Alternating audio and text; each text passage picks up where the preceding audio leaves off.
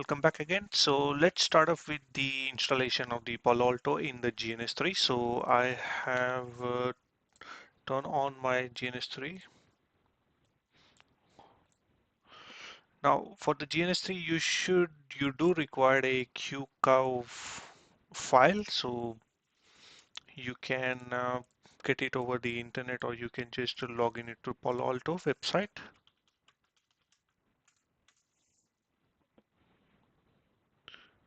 Okay. So you just have to go and sign in, click on customer, and sign up for here. So once you sign up and you log in into you will see in the support center, you will find that QCOW file as well as the OVF file which are required for the installation.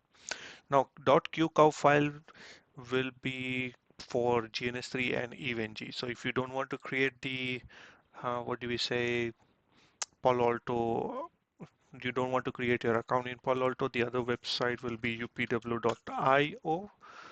So in this website, go and click on search and search for PAVM,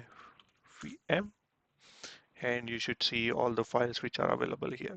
So I'll be using 10.1 version for now during this course, and I have downloaded the file from here, so you can also download your file from here. Okay, .qcow and OVF file. Next thing is that first I will create the project. And now Palo Alto file is almost 3.5 GB, so I recommend you to transfer your file using the FileZilla or the WinZip. It's up to you. So log in into the FileZilla. So once you log in, on the right hand side, that is your what do we say, your GNS3. On the left hand side is your download folder or whatever the folder which is. So click on this folder. Again, click on that folder, dot folders, go to the opt, go to the GNS3, go to images, go to KMove, and within that KMove you're going to transfer that file. So the file which I have already transferred is the Palo Alto PAVM KVM 10.1.0.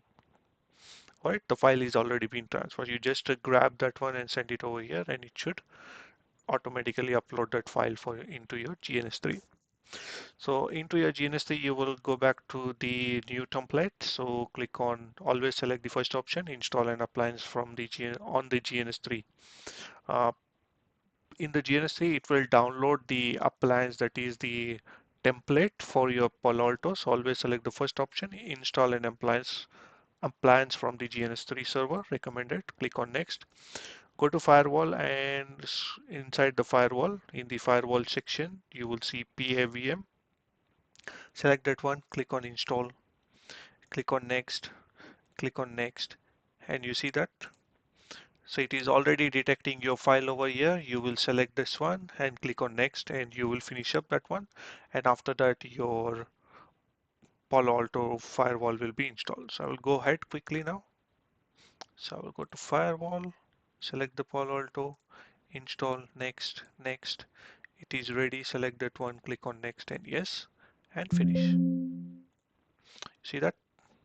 So basically I do have two same Palo Alto profiles over here. So one I can delete at any time.